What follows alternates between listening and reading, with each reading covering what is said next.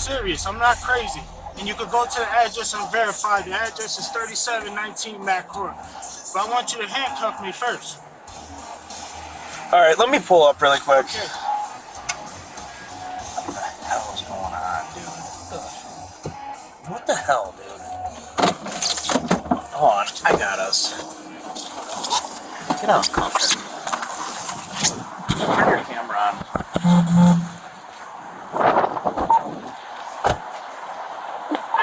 240 radio.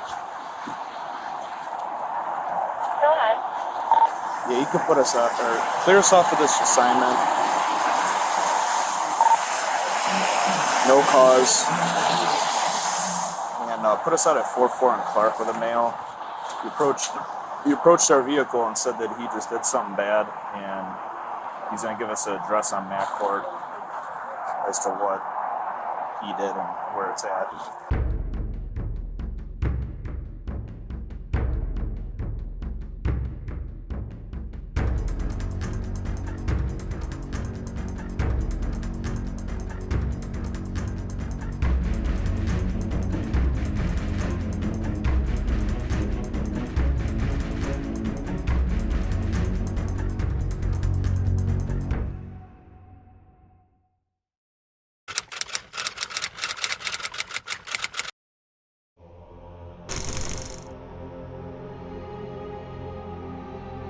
It was a cool 52 degrees with light rain falling over Camden, New Jersey on October 30th, 2013.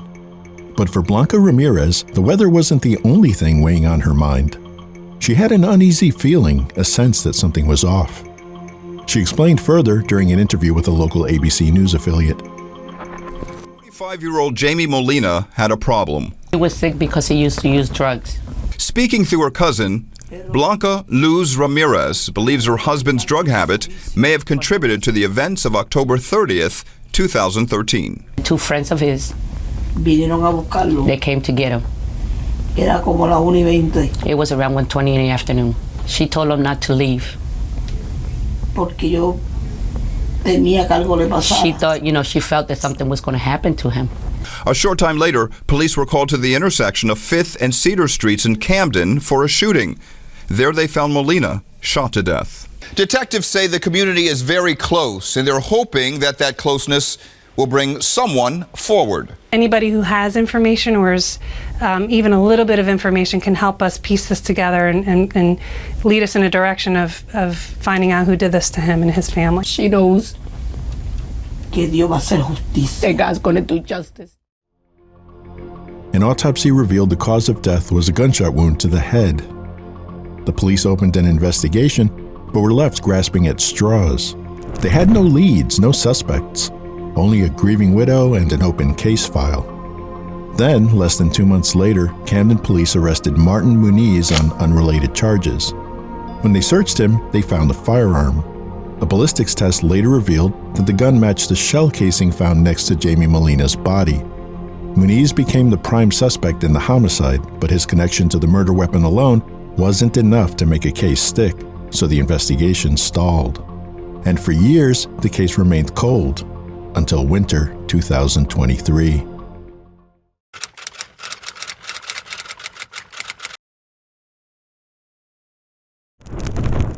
January 13th, 2023.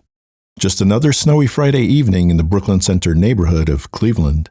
Inside her home, 34-year-old Angelique Gonzalez was enjoying some quiet time with the people she cared about most. She and her husband, Anthony Tone Booth, were in one room, while her teenage son, Jaden, their 8-year-old daughter, and her 70-year-old father, Juan Angel Hernandez, were each in separate rooms. Down in the basement was her brother, 41-year-old Martin Muniz, keeping to himself. It was the kind of night where you don't think twice about what might happen next. But that was all about to change, and in the worst possible way. Just after 7 p.m., something deeply unsettling happened inside the house, prompting Muniz to leave in a hurry. Once outside, he calmly waved down a passing police cruiser, and what he said next left them stunned. I'm serious. I'm not crazy. And you could go to the address and verify. The address is 3719 Mac Court. But I want you to handcuff me first. All right, let me pull up really quick. Okay.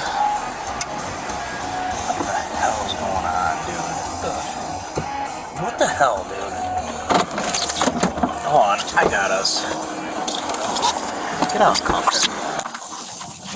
Turn your camera on.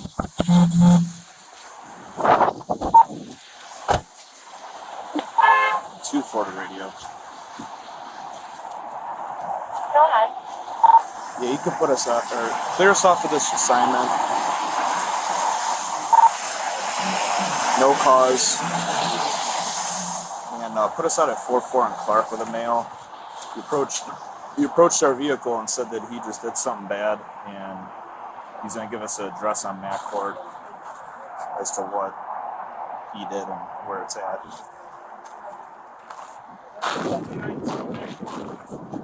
$37.19 Mac Court.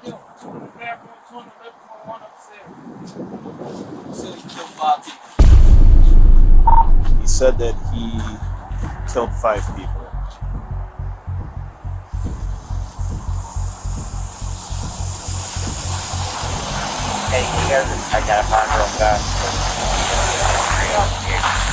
You got an ID on you?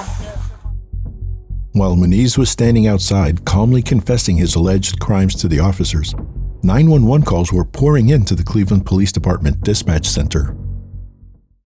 Yeah, Cleveland Police, this is Operator Taylor. How can we help you? Hi, Kara.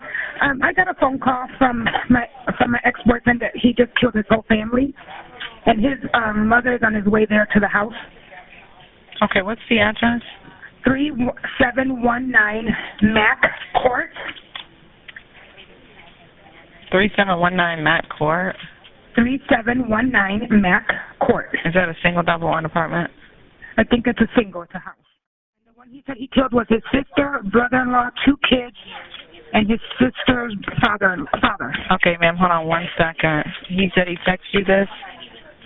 No, he called me to tell me that. You think he's serious? When the first time he called, he was crying and told me that he loved me, that he's always going to love me, and he's never going to see me again, and he was very highly upset and then hung up. When I called him back several times, he refused to answer. Okay, can you name out the people again you said who he said he killed? It's the sister. Her name is Angelique. The husband, Tone. 2 kids. 1 17, I think the other little girl 6. And the father. His name is Angel. All right, what's your ex-boyfriend's name?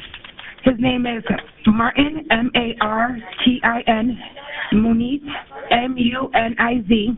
What's his date of birth? 11/24/71. Is he black, white, Hispanic? He's Hispanic. I know he's walking right now because when he FaceTimed me, he was walking. You know what he's wearing? He's wearing a red hoodie. It has like a logo on the left side of the shirt. The hoodie is up, but underneath the hoodie, he's wearing like a cap, like a white, like a snow cap, I guess you can call it. He has a full beard. You know where he's walking towards? No. You think he's wearing, a red hoodie? Yeah. And you know what color pants or no? No. I'm assuming he's wearing jogging pants because his jeans don't fit him, he says. Does he have any mental or physical disabilities? No, he's bipolar, but he did tell me that he has a gun and he still has 2 bullets in it. Do we know what kind of gun? No.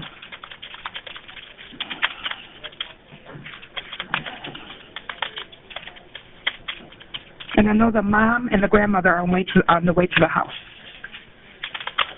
His mother? Her mother. What? It's their mother, yeah. His ex-boyfriend's mother? Yes. You know her name? You said he's known to have what kind of disorder? He's bipolar. He has bipolar issues. Do we know anything else? No, he's been in prison before. He's been there total 21 years of break, but it was never for murder. It's always been drug charges.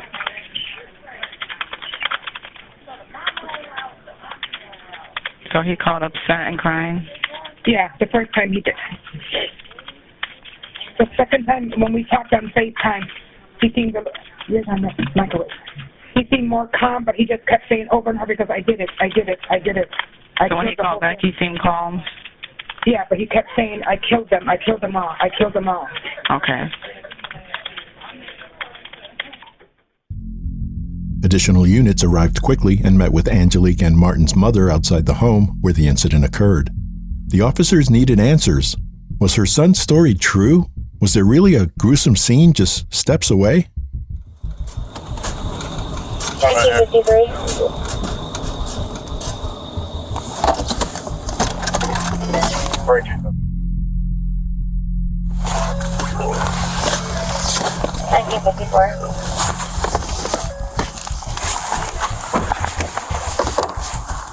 Hi, my daughter lives here. I got a call from 2 cousins. My son murdered them all. I don't know. I just got here and I don't trust him, so I was afraid to knock on the door. I was waiting for you guys. His son's not here, I don't believe. Yeah. He approached 2 Do you know the cousin? Does he have mental disorders? What's up? Who? Son. The guy that called. My son, yes. He was locked up for 20 years. Yes, he's got mental What was he issues. locked up for? All kinds of violations. Like violence yes, against people? Yes, yeah. Okay, he well, was locked up for just 20 hang years. tight for us. But, my daughter's car's like, oh my God, my whole inside was just shaking.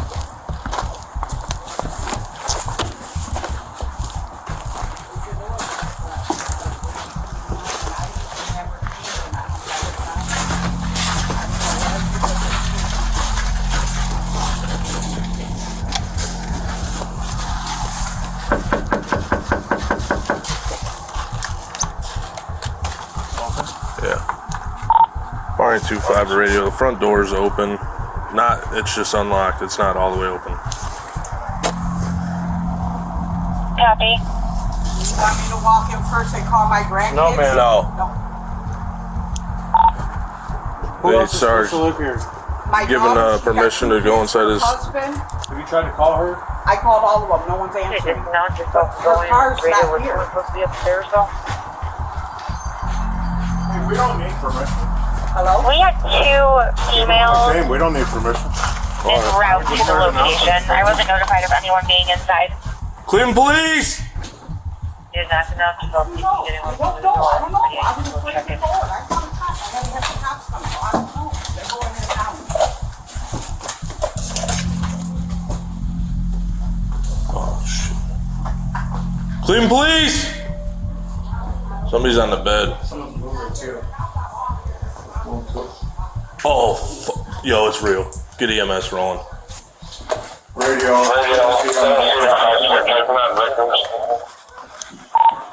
You got 1 female on the ground. According to a probable cause affidavit, officers found 5 victims, each shot in the head. 3 victims, 16-year-old Jaden Baez, 34-year-old Angelique, and 70-year-old Miguel Angel Gonzalez, were pronounced dead on arrival. 2 victims, 48-year-old Anthony Booth and his 8-year-old daughter, were transported to a nearby hospital. Anthony Booth succumbed to his wounds, while the 8-year-old was treated for her injuries and eventually recovered, albeit with the horrific loss of her immediate family members. Homicide detectives and crime scene units arrived swiftly, trying to make sense of the horror that had unfolded. What could possibly drive someone to commit such a brutal massacre? There was only one person who could answer that: Martin Muniz. He was taken to the station for questioning, and what he revealed to detectives wasn't just disturbing, it was the kind of confession that would haunt them for years to come. Detective Schultz and I, Chuck and I, were really not too up to speed on what all is taking place here this evening. Well, I tried to kill my sister's whole family, but 2 of them got lucky and lived.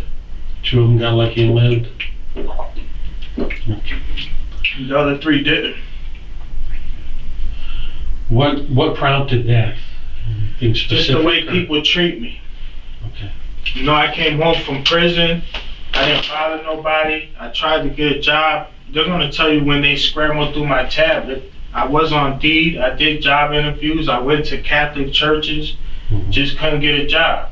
And then they make food, but they eat it all. So by the time I get to it, there's nothing to eat. And all they tell me is that's my business. Okay. So I let that go on for months.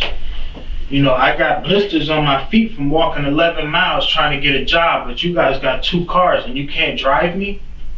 Sure. So I killed him. So how long have you been living at the house on that? Couple of months. Couple months. And again, I don't know anything about your history, Mr. Muniz. How long have you been out of prison?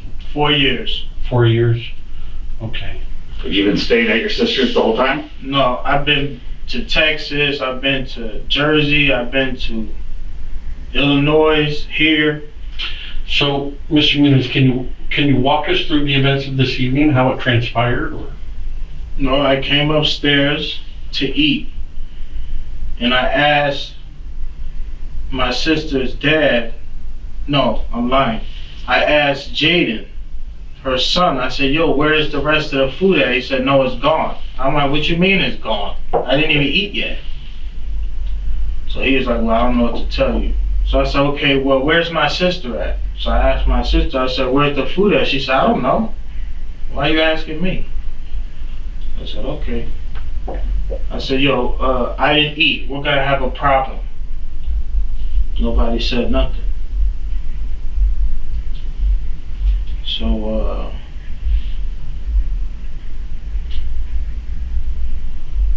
they had to go. What happened when you left the house? Do you recall where you went?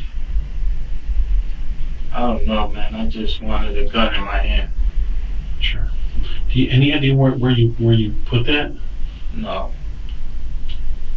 Not certain. Did you take it out of the house with you? Yeah, it was on me. I don't know where I put it at. I had to put it somewhere. But you left the house with the gun. Yeah, I wasn't gonna leave it there. This ain't the first time I'm killing somebody. I got caught with the first gun on the first body. They just couldn't prove it was me. Where was that at? New Jersey. I gave the guy's name is Jamie Molina. I killed him on October 13, 2013, Northgate Park, broad daylight. Why'd you do that? He robbed me. What was his name? Jamie Molina. You can call him and verify if you like. Muniz's account of events and the timeline pertaining to the Molina murder doesn't quite match up with the version provided by Molina's family or the Camden County Police Department. Nevertheless, Muniz would eventually circle back to Molina's death, but for now, the detective redirects the conversation to focus on what Muniz did in the immediate aftermath of his most recent and horrific crime. All the way over to Clark Avenue, is that where you flagged on the police? Yeah, I guess. I just want to see any cop, man, just so I could go back home. I don't belong on the streets.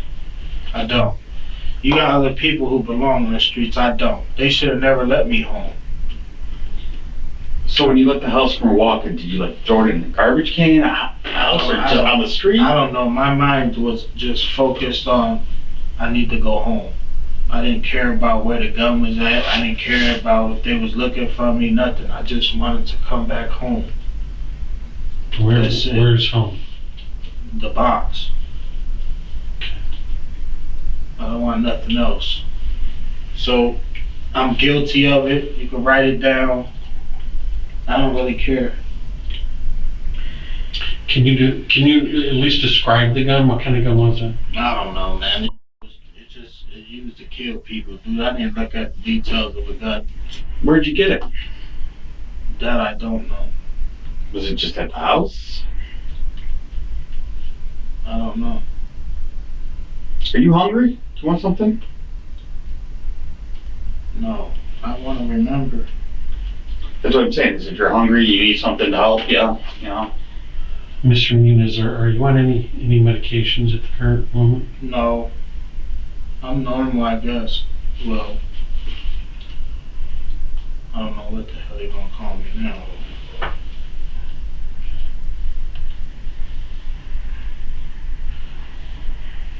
So, do you recall who all was in the house? Well, I know I walked into my sister's room and I shot Tone first. You say Tone? Yeah, Anthony. Is that the 16-year-old? No, that's the black dude. I shot him first. The boyfriend? My sister's husband. Okay. And then my sister looked at me and put her hands up and I shot her. And then I walked out the room and my niece told me, "How you doing?" And I didn't want to shoot her. I didn't want her to die, so I didn't shoot her in the head. The boy I shot in the head. Then I went upstairs and I shot him in the face. Who? Angel. And then I came back downstairs and I walked back in my sister's room and I shot Tony again. And then I went next to my sister and I put a bullet in the back of her head. Now, your niece, was she shot at all? Yeah, I shot her, but I didn't want her to die. Okay. She's harmless, just... I wouldn't have killed her son either. But, I don't know, man. I don't know. I didn't want her to die. So I didn't shoot her in her face. Okay. The guy upstairs that died, he used to beat me as a kid. And he got away with it because nobody would listen to me when I used to ask for help. Nobody listened. Who is he? He raised me. Angel, you said? Yeah. He raised me. He used to beat out of me, you know, have me kneeling down on heater vents and digging holes, and he bought a snakeskin belt. I used to have to do push-ups, so he smacked me in the back of the head. He used to take toolboxes and slap me with it, throw bricks at me. The last thing was he bought a bullwhip, and that's when I ran away. So I killed him. Mr. Muniz, you said you got out of prison 4 years ago? Yeah, at the end of 2018. And how long have you been in there? Altogether, I did 21 years, but in between, I've been home maybe 4 times. Okay. Yeah, about 4 times. 2013, December 13, 2013, I got caught. I had the gun that I killed Jamie with. And I copped out to the gun so they wouldn't pay attention to the murder. And it worked. They gave me 5 with a 5, day for day. That was here? No, that was in New Jersey. So you said you killed Jamie because he robbed you? Yeah, he robbed me in the morning. Mm-hmm. And I told him when he was robbing me that I would give him my money. It's unnecessary for you to, you know, a scary guy will shoot you faster than I will. Mm-hmm. And he started shaking, and I'm telling him, dude, just take the money I'm giving you and go. Like, I'm not even gonna look for you because I understand the streets. Sure. And he kept doing it, and then he slapped me with the gun. And his mistake was he allowed me to look up. So he had prison Reeboks on and prison sweatpants on. And some type of, I don't know what the he had on his face. And he ran. So somebody brought me a gun and I started walking around. Between 3 and 4 o'clock, I seen him cross the street. I went, followed behind him. He walked to somebody's door and started banging on the door. When he walked to the sidewalk, I shot him in his face. And I walked away. That happened October. So, I don't know, I guess they was looking for somebody, I don't know. December 13th was Friday of 2013, and there was 3 kids throwing snowballs at a police car. So, and I had drugs on me. I was gonna pay them $500 each to stop so I could get the hell away. Well, that didn't work. The guy's name was Chief John B. Shaw. He pulled the van over, you know, yanked me out the van. I had the gun that I killed Jamie on me. And I told him I had it on me. You know, they slammed me around and all that kind of extra. And when I went to court, it was supposed to be 51 years and 9 months. Well, I know that the judge was a family court judge, so I plead on it. And I told her my mother had lung cancer. So she told me, well, what do you want to do? I said, I'll cop out to a certain person's charge for the gun, a 5 with a 5 right now, and you can send me down the street. And that's what she did. Before I came home, homicide came to see me. 2 of them. Some lady and a bald-headed guy. and they was asking questions about Jamie. Because I guess they ran ballistics on the pistol. So during their questioning, I kept asking them, are you charging me with murder or homicide or anything like that? And they kept saying no. I asked them 3 times. After the 3rd time, I don't want to talk no more. And I told the police, you could get me out of here. I don't know what you're going to do with them. They didn't catch me. This one right here, I don't feel like running. I don't feel like going through difficulties. So I figure I just kill her whole family, tell you guys, come get me and go back home. So you guys are making it harder than it needs to be. All you have to do is say I'm guilty on paper. That's it. We're not trying to make it complicated. Well, they are. You know how many people was on that street? And then you got... No, we weren't over there, so we had no idea, to be honest. You know what I find amazing is, if I'm in a police car and you have people walking up there that I guess they feel some type of way that I killed them. If you're really gonna do something to me, why are you standing in front of the cops? Why not just wait till the police car starts moving and shoot at it? So you want to be seen. And this is why I can't live with. People on the streets are stupid. They don't have no sense. They want to be seen. They want to be the center of attention. I don't. Just put me back in the box and forget that pill, whatever. I don't care. Whatever, however they're going to play it. Send me back there. I don't want to be seen. I don't belong out here, man. I can't get used to this out here. They don't have no respect out here. Everything is a problem out here. If I walk too hard, it's a problem. If I don't get a job fast enough, it's a problem. You know how much I weighed when I moved to my sister's house? 320 pounds. Do I look like I'm 320 pounds? Man, because they starved me. I just had to sit in the basement and shut up like a dog. Well, I got tired of it. I never been nobody's. I let them live because she was my sister for as long as they was living, or she would have been dead. And I kept telling them to stop messing with me, just leave me alone. I'm gonna get a job. It's just taking me longer than most people. You know, somebody doing an application or interview is gonna ask you, you've been locked up. Yeah, I did 21 years. You think they're gonna hire you, man? It's not easy. And they kept doing me, man. Or they make smart little comments. You know, I know your feet hurt. Yeah, my feet hurt. Dude, I walk 11 miles trying to get a job because you won't drive me. And I'll pay you gas money when I get paid, dude. I ain't doing nothing for free. What hurts me the most is he lived. That's what hurts. Is that Angel? No, him. The black dude lived, man. Tell me. Both of them came home that day and they started acting funny. So first she told her son to make something to eat.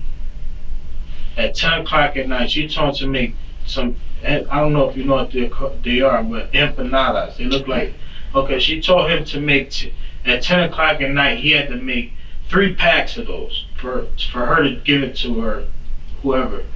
And her son told her, Mom, I have to go to school. She said, I don't give a f. So I'm like, damn, that's crazy. I came upstairs and I said, yo, Jay, you ate today? He like, nah. I asked Iana, you ate today? He said, no. I said, so nobody in this house ate, but my sister wants you to make food for somebody else, to take to somebody else. But none of us ate here in this house. So I went to the basement. I said, damn, I'm getting tired of it. I'm getting tired of it. And I couldn't sleep. And that's all I thought about, man. Just get rid of them. And then today, they came home. My sister ordered cleaning supplies delivered to the house. So I cleaned the house up. And then she came home And they made chicken and macaronis and mashed potatoes. So I'm like, all right, cool. So I went downstairs in the basement, I'm on my bed. And my feet hurt because I got blisters on my feet. So I was laying down for a while, but in my head, I'm gonna go upstairs and eat later. And I went upstairs, I don't see no food, nowhere. I'm like, man, what the? And that was the last straw, man. I said, man, f this, I'm tired of this. I'm already losing massive amounts of weight, like I'm on crack or something. And then I come home, so my thing was, I would clean the house to justify me staying there. So you can never say, I'm not just living there. And then at the same time, I'm trying to work, I'm walking around trying to get a job or whatever. And then I sometimes I would cook for them. I just got tired of it, man. Listen, I'm gonna be honest with you, dude. People like me should never come home. Never. You know, everybody, you got people in there that cry about coming home. Oh, man. I've been there my whole life. I'm 41 years old and I got 21 years in a box. Dude, don't let me out. And I told him that before I left. This is the biggest mistake you could do. Just let me stay. Why even let me home? I educated myself here. I don't cause trouble here. You know, when I first started my bid, yeah, of course I defend myself against tough guys. But towards the end, don't got no issue. And they still let me out. Now look, you got, I don't know how many of them died, but you got dead people. All this could have been avoided if you just left me in the box. I didn't want to come home. I didn't have nowhere to go. I met this girl, and I went to her house. Lourdes or your sister? No, my Lourdes. I met her on the internet, and I hurried up and talked my way into her house because that's the only place I could go. And then she always took care of me. I didn't have to work. She told me not to. So anything I wanted, she would buy. Here, I need a computer, she'll buy it. Never ask questions. I need a phone, she'll buy it. I need a tablet, she'll buy it. I ran myself away from her by saying she's cheating all the time. Because I'm not accustomed to being taken care of. I don't want to be there no more. And that's when I started moving around. I went to Texas. I was living on Sam Houston base for like 9 months. And then I went to New Jersey. I was living in Martin, I don't know, for like a month, 2 months. And then I went back to Illinois. I was living in Elgin. And then I came here to Cleveland. I don't belong outside, man. So when you talked to Lourdes, that was after you did everything. Yeah, I tell her everything. I told her I did it, and she said, why? And I said, I don't know. It's done.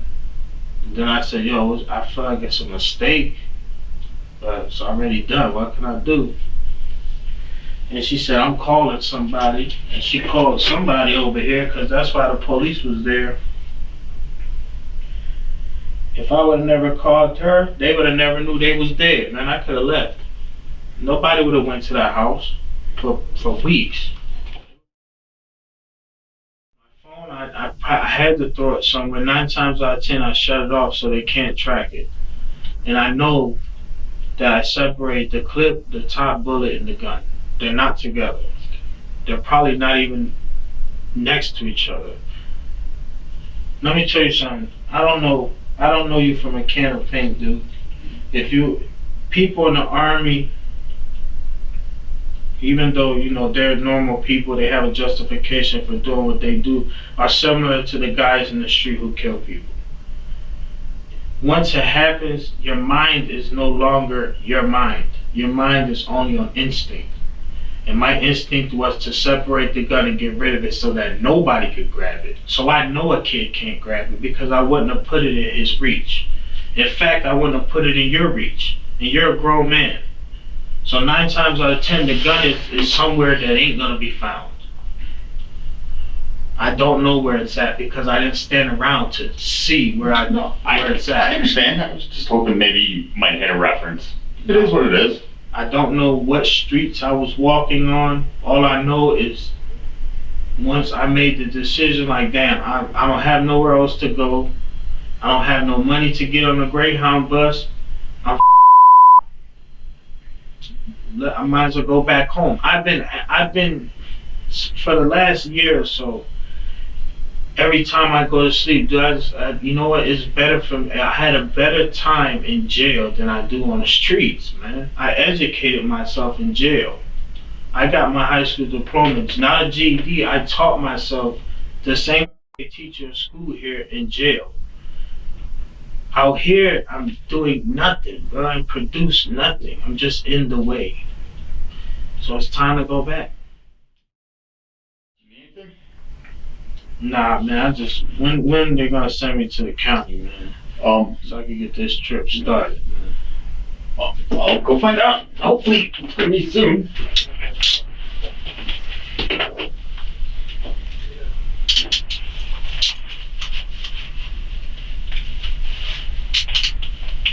Give me your key.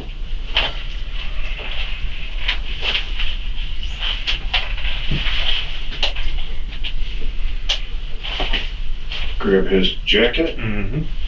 And you got the cuffs? Yeah. Initially, Muniz was on track for a spot at the Chillicothe Correctional Institution, also known as Ohio's death row. But that fate changed when he agreed to plead guilty to 4 counts of aggravated murder and 1 count of attempted aggravated murder. In exchange, he avoided the death penalty and was instead sentenced to 4 consecutive life terms without the possibility of parole. Additionally, he received 15 years for firearms specifications and up to 16.5 years for the attempted murder charge. It seems that Muniz does value human life after all, his own. But the story doesn't end there. As you recall, during his interrogation, Muniz made a chilling admission. He confessed to the 2013 murder of Jamie Molina in New Jersey, a case that had grown cold for over a decade. That confession was enough to tag him with first-degree murder charges in New Jersey as well. With Muniz sentenced to spend the rest of his life behind bars, a small measure of justice had finally caught up with him.